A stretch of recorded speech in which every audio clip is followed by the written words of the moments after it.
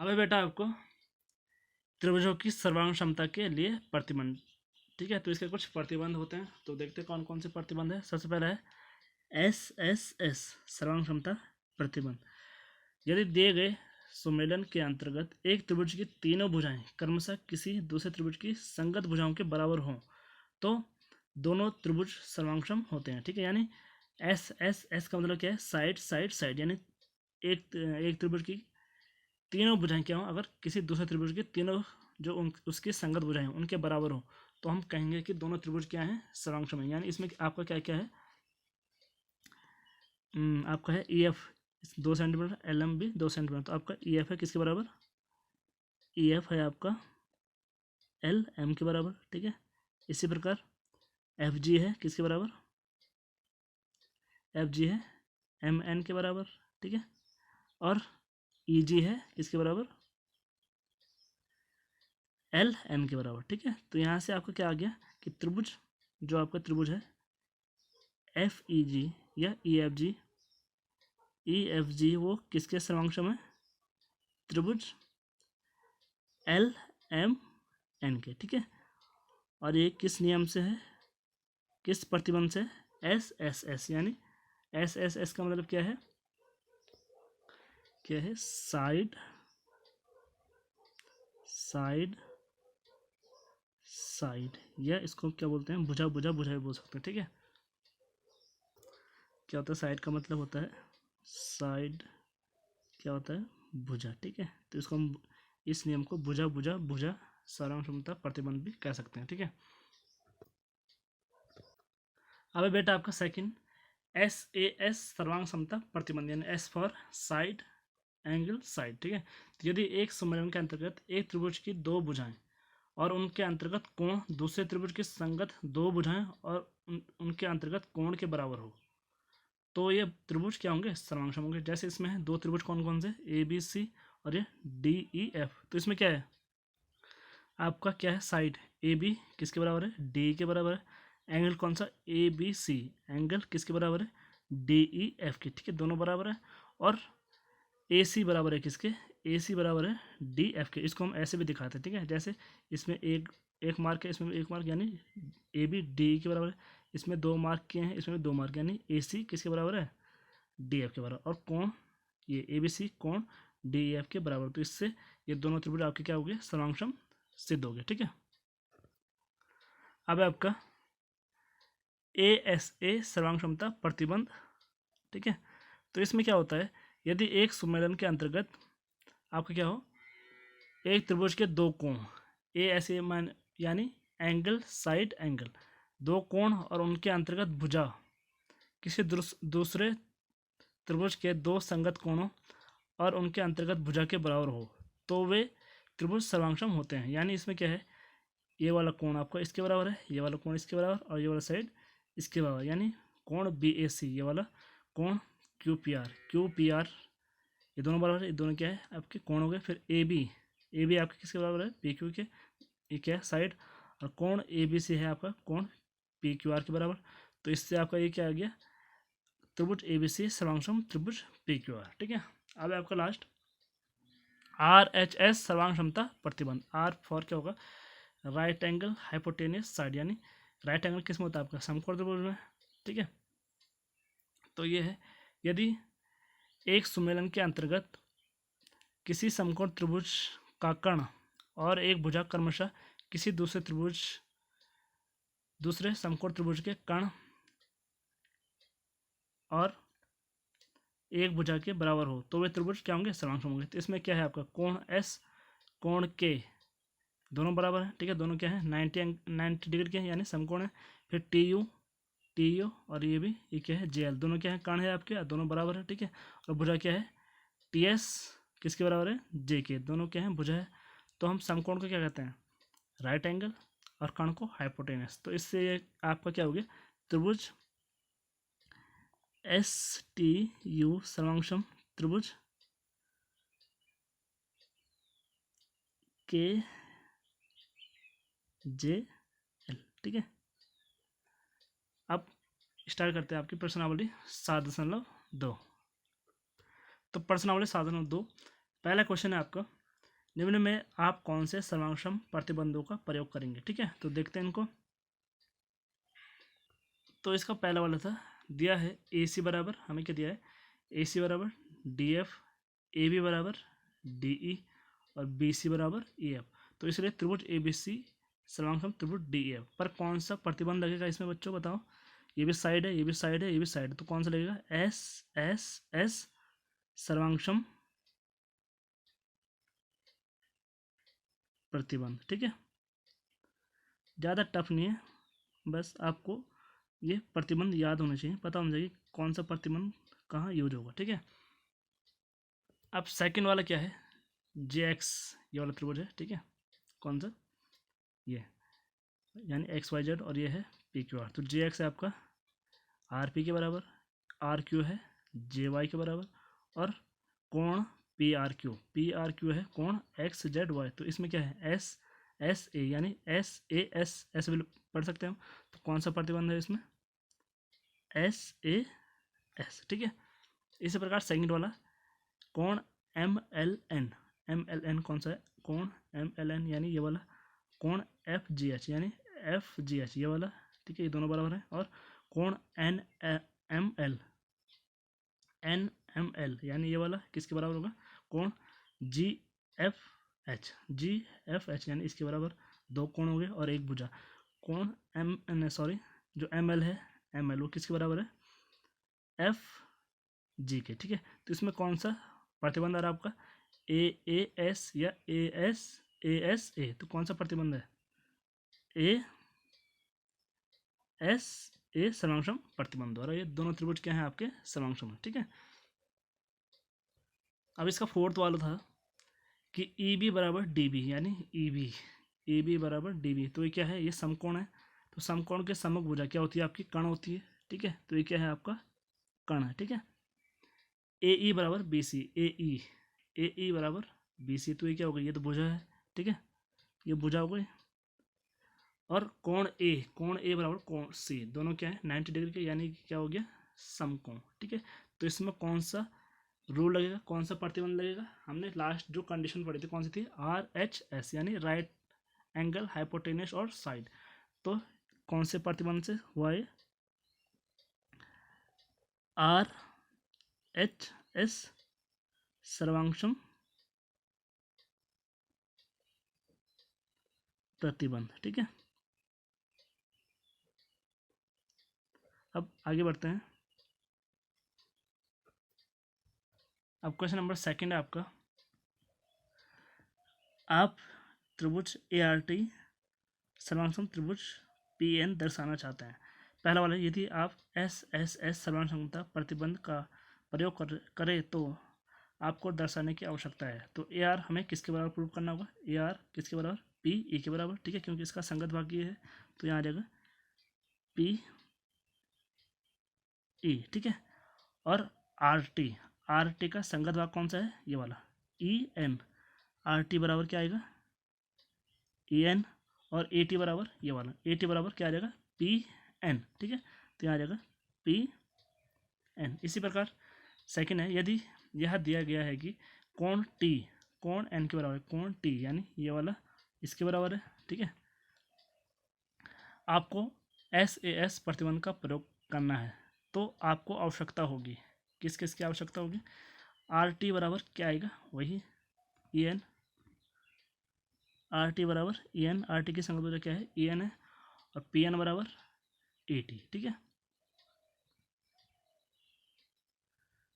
अब सी वाला आपका, ये यदि यह दिया गया है कि ए टी बराबर पी एन और आपको ए एस ए प्रतिबंध का प्रयोग करना है, तो आपको आवश्यकता है, यानी ए टी कौन सा है, ए टी बराबर पी एन। तो जो इसके अंतर्गत जो कोण है वो कोण भी क्या होना चाहिए, बराबर होना चाहिए। यानी ये कोण इस कोण के बराबर होना चाहिए और ये कोण इस कोण के बराबर होना चाहिए।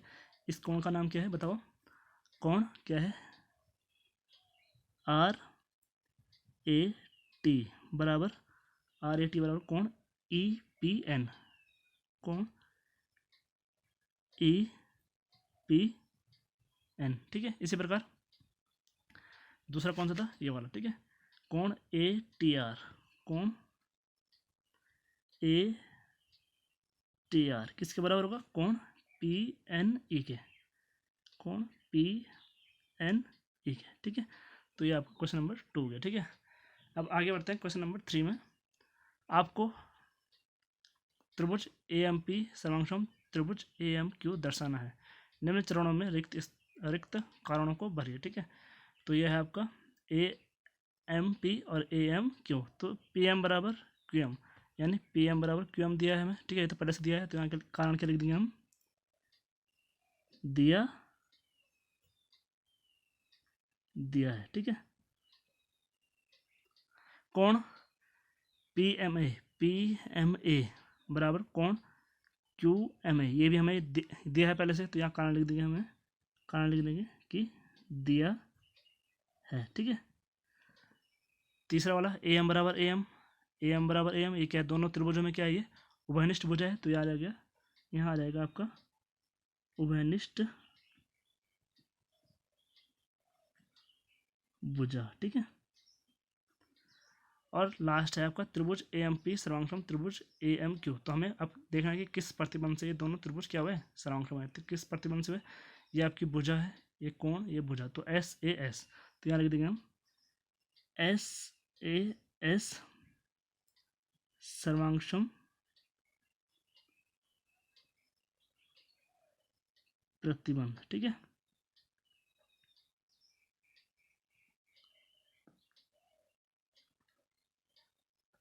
अब है आपका क्वेश्चन नंबर 4। त्रिभुज एबीसी में कोण ए बराबर 30 अंश, कोण बी बराबर 40 अंश, कोण सी बराबर 110 अंश। त्रिभुज पी क्यू आर में कोण पी बराबर 30 अंश, कोण क्यू बराबर 40 अंश, कोण आर बराबर 110 अंश। तो दोनों में क्या है? संगत कोण बराबर है। एक विद्यार्थी कहता है कि ए सर्वांग क्षमता प्रतिबंध से त्रिभुज ए बी सी सर्वांगसम त्रिभुज पी क्यू आर है। क्या यह कथन सत्य है? क्यों या क्यों नहीं? तो देखते हैं ये सत्य है या नहीं है, ठीक है। तो इसका आंसर है यह कथन सत्य नहीं है, क्योंकि एक त्रिभुज के सभी कोण यदि दूसरे त्रिभुज के सभी संगत कोणों के बराबर हों तो भी वह एक दूसरे से आकार में छोटे या बड़े हो सकते हैं, ठीक है। जैसे कि ये है, हमें एक कोण दिया था कितना? 30 अंश का, ठीक है। एक कोण था 30 अंश का, बी था 40 अंश, सी था 110 अंश। इसी प्रकार ये हो जाएगा पी, ये क्यू और ये आर, ठीक है।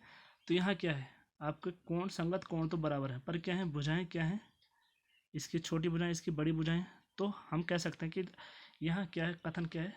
असत्य है, ठीक है। कि और असत्य क्यों है? क्योंकि दोनों त्रिभुज क्या हैं? आकार में छोटे हैं या बड़े हैं, ठीक है। एक छोटा है तो दूसरा बड़ा है, ठीक है। तो उनकी भुजाएं भी क्या होनी चाहिए? बराबर होनी चाहिए, और संगत कोण भी बराबर होना चाहिए, तभी हम कह सकते हैं कि दो त्रिभुज क्या होंगे? समसम होंगे, ठीक है। अब आपका क्वेश्चन नंबर 5। आकृति में दो त्रिभुज ए आर टी तथा ओ डब्ल्यू एन, यानी A R T O W N सर्वांगसम है, जिनके संगत भावों को अंकित किया गया है। हम लिख सकते हैं त्रिभुज आर ए टी सर्वांगसम। क्या देखते हैं आंसर क्या है इसका? तो ये तो हमें दिया गया था कि त्रिभुज ए आर टी और ओ डब्ल्यू एन क्या है? सर्वांगसम है, जिनके संगत भाग क्या है?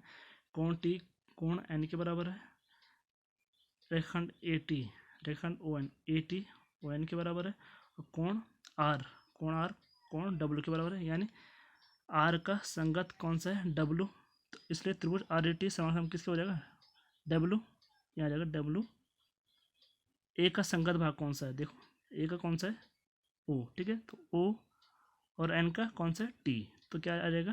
त्रिभुज आर ए टी सर्वांगसम त्रिभुज डब्ल्यू ओ एन, और किस प्रतिबंध से? एस ए एस सर्वांग क्षमता प्रतिबंध द्वारा, ठीक है। अब क्वेश्चन नंबर 6। कथनों को पूरा कीजिए, ठीक है। ये हमारे पास ये है, एक त्रिभुज बी ए टी, दूसरा बी ए सी। तो हमें लिखना है कि त्रिभुज बी सी ए किसके सर्वांश में है, और इसमें एक त्रिभुज है पी क्यू टी, दूसरा है क्यू आर एस। तो हमें देखना है कि त्रिभुज क्यू आर एस किसके सर्वांश में है, ठीक है। तो देखते हैं। तो त्रिभुज बी ए टी और त्रिभुज बी ए सी में देखो क्या है? ए टी बराबर है ए सी के, ए टी बराबर ए सी, ये हमें दिया है। बी टी बराबर बी सी, बी टी बराबर, ये भी हमें दिया है, बी टी बराबर बी सी दिया है। और ए बी बराबर ए बी, यानी ये दोनों में उभयनिष्ठ है, तो ए बी बराबर ए बी उभयनिष्ठ भुजा, अतः त्रिभुज बी सी ए किसके सर्वांग होगा? त्रिभुज बी, सी का क्या है? सी का टी संगत भाग और ए का ए, तो त्रिभुज बी सी ए सर्वांग है त्रिभुज बी टी ए का। तो किस प्रतिबंध से हुआ है? एस एस एस सर्वांग प्रतिबंध द्वारा, ठीक है। और दूसरा हमें दिया गया है त्रिभुज पी क्यू टी और त्रिभुज आर एस क्यू में, ठीक है। पी क्यू बराबर है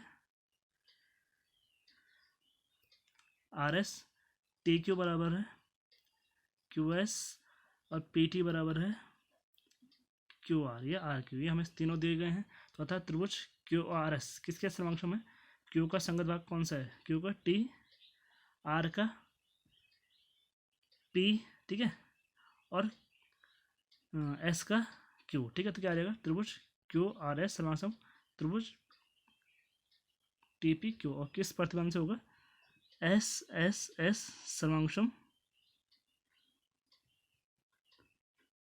प्रतिबंध द्वारा, ठीक है।